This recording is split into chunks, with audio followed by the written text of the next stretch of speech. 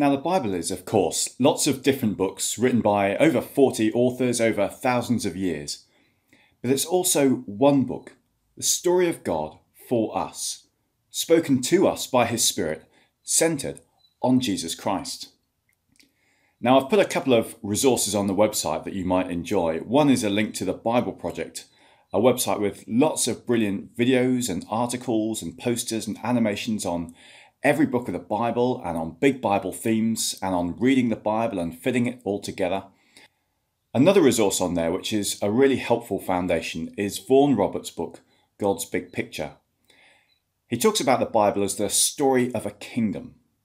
God as King is bringing about from start to finish God's people in God's place under God's blessing and rule. And he charts 8 stages or epochs of that working out through the Bible story. It begins in Genesis 1 and 2 with the pattern of the kingdom. Adam and Eve are set in God's beautiful garden, living in relationship with Him, with each other and with creation. But in Genesis 3 to 11, we see the perished kingdom, where Adam and Eve and ultimately the whole world turns against God and His ways and are banished from the garden and live in a cursed and divided and confused and scattered world. But in Genesis 12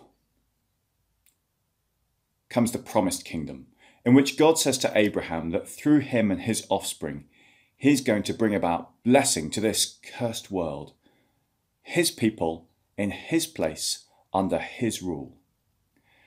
And the rest of the Bible story is really the working out of those promises made to Abraham.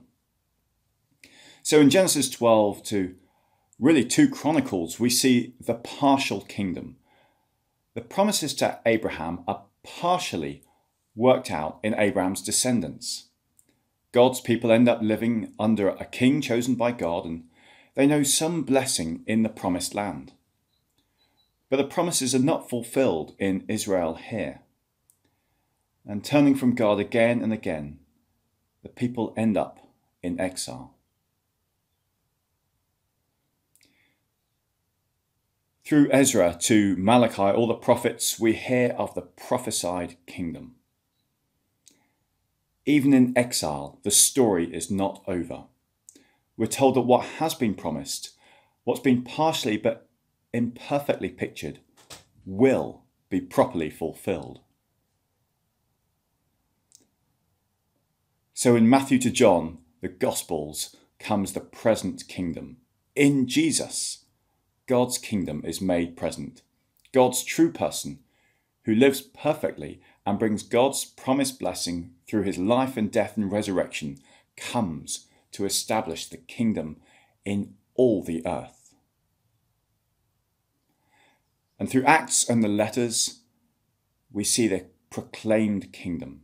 As the apostles, in that story of Acts and in the letters that they write, proclaim the kingdom of the risen King, Jesus Christ, to the ends of the earth. And we, as the following church, as disciples of Jesus, do the same. But at the end of Revelation comes the perfected kingdom. In the future, with God at the centre on the throne, the story ends with an ongoing end, the new heavens and the new earth. God's people, truly in God's place forever, under God's blessing and rule.